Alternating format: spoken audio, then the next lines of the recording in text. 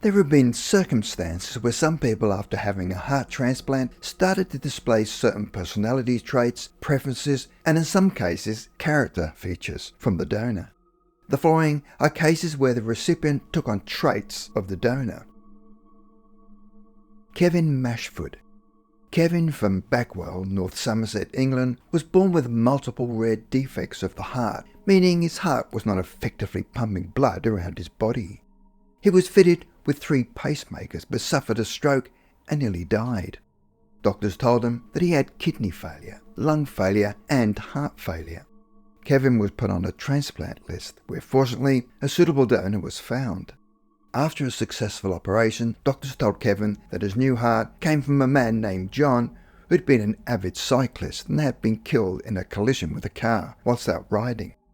7 days after his 13-hour operation, Kevin begged physiotherapists to bring an exercise bike into the room and would cycle for 7 minutes every day.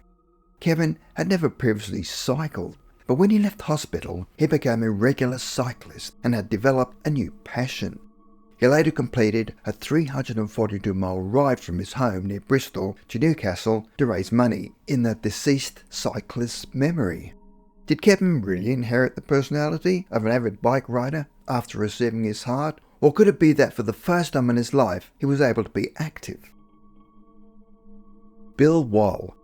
Bill had a classic Type A personality that was characterised by excessive ambition, aggression, competitiveness, drive, impatience and a need for control with an unrealistic sense of urgency. He was a classic candidate for coronary disease and other stress-related ailments. Bill was also an overweight businessman in his early 50s, but on Easter Sunday 1999, his lifestyle had finally caught up with him, where he went to the emergency room for what he thought was food poisoning, but doctors discovered he'd suffered a massive heart attack. Wall was told he needed a heart transplant, but at the time was too sick to receive one. Over the next 6 months, Wall was hospitalised 17 times, and on the 22nd of February 2000, Bill had a heart transplant. Bill's heart transplant not only changed his lifestyle, but would change his personality. 5 years later, in 2005, at the age of 58, Bill had totally transformed his life, where he not only worked part-time, but spent most of his time winning awards for speed and performance, and received medals in swimming, cycling and track work, and also ran a charitable foundation. Bill slowed his life down to take time to enjoy life. He once surprised himself by crying when he heard the British singer-songwriter Sade, who up to that moment he'd never heard of. This is something he would never have dreamed of before the transplant. Months after the transplant in 2000, Bill always believed he'd received the heart of a young car accident victim, but he could never be sure as the hospital never disclosed who the donor was. This policy was in place for many years, but the rules were then changed and the recipients were then able to write letters to the surviving members 6 months after the transplant.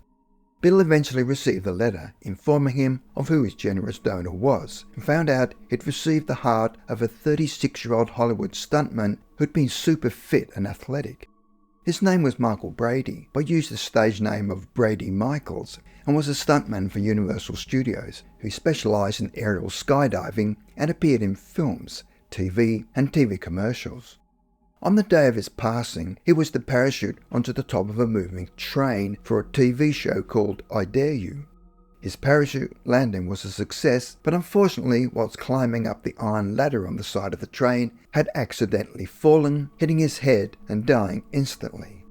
Bill was advised by Brady's parents that the son was a good man who volunteered with children and assisted with AIDS patients in California. He later met up with Brady's family, with Brady's brother Chris brought out a stethoscope and asked him if he could hear his beating heart. It was at this point that Chris said to Bill that Brady loved Sade. Bill was shocked to hear his brother's comment and wondered whether there was some sort of connection, and was a part of Brady now living inside Bill with not only his love of Sade but his newfound love of sports, fitness, sensitivity and altruism, just like Brady. CLA Sylvia. In 1988, Claire had a heart-lung transplant at Yale in New Haven, Connecticut. At the time of her transplant, Claire was a 47-year-old ex-ballet dancer who had a strict dietary regime. Unfortunately for Claire, she developed primary pulmonary hypertension that led to her needing a heart-lung transplant. 5 months after the operation, she had a vivid dream about a tall, thin young man who told her that his name was Tim Lamarand. In the dream, they kiss, and as they do, she inhales him into her. It felt like the deepest breath she'd ever taken. The kiss and inhalation seemed to unite her and the young man. She then woke up with the name Tim Lamarand in her mind and asked the nurse about the donor. She told her that he was a young man from Maine who had recently passed away in a motorcycle accident. Strangely though, after the transplant, Sylvia appeared to have a change of personality and started to take on traits of a young male donor. She suddenly developed a craving for beer, green peppers, and chicken nuggets. As she was health conscious, and before the transplant, she would never have dreamt of touching beer or chicken nuggets. Sylvia also said that she now felt that the very centre of her being was not hers. Friends commented to her after the transplant that she appeared to walk like a man and became strangely attracted to blonde women, as if reacting to male energy. She now had a restless energy and a craving for junk food. In 1990, she managed to trace the identity of her donor through his obituary in the local paper. As in her strange dream, his name was Tim and his surname did begin with the letter L. After finally meeting his family, she learned that Tim had a restless energy who had a love of junk food, especially chicken nuggets and drinking beer. In the weeks to follow, Claire also found that she was more aggressive, assertive, confident, and even tougher and fitter than before the transplant. Sylvia later looked up his family, who were able to confirm his taste for beer, peppers, Snickers bars and KFC. They also claimed that he had all the confidence and swagger in the world, the very traits that Sylvia had inherited. Sylvia lived for 22 more years and passed away at the age of 69. Sonny Graham. When Sonny was 57, he received the heart of a 33-year-old man who had committed suicide. Sonny then wrote a letter to the young man's family to express his gratitude. In January 1997, Sonny Graham met his donor's widow, Cheryl, who was 28. After they met, Sonny said that he felt he'd known her for years and they would go on to marry in 2004, 12 years after the transplant. Unfortunately, his happiness did not last, and in a strange twist of fate, Sonny Graham died in the exact same manner as his donor, with a self-inflicted gunshot wound. Had Sonny Graham not only inherited the attraction of the donor's wife Cheryl, but had also inherited the young man's suicidal tendencies. Jamie Sherman.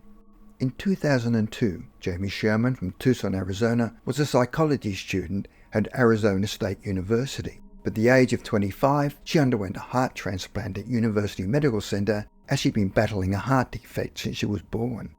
Before the heart operation, Jamie claimed she had hated sports of any kind and detested Mexican food, but she loved Italian food, especially pasta. However, after the operation, her behaviour changed somewhat and she appeared to take on a very different persona.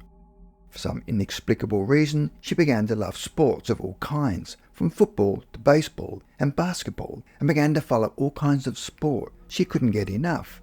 She also started loving Mexican food, which had now become her favourite. Jamie could not understand what was happening to her and started to ask questions as to how this could possibly happen. She did some research and read about people who'd had heart transplants and then started to develop new tastes and new traits, just like she had. She did further research and managed to trace the organ donor. Had she received the traits of a donor? Eventually, Jamie was able to meet the family of the donor, and on their first meeting, the mother just stared at her, stating, "You look so much like my son." After much discussion, she was able to find out a lot more about her donor. His name was Scott Phillips, and at the time of his passing, he was 29 years old. He had lost his life after receiving head injuries at a Phoenix bar. He was also a huge sports fan that loved Mexican food.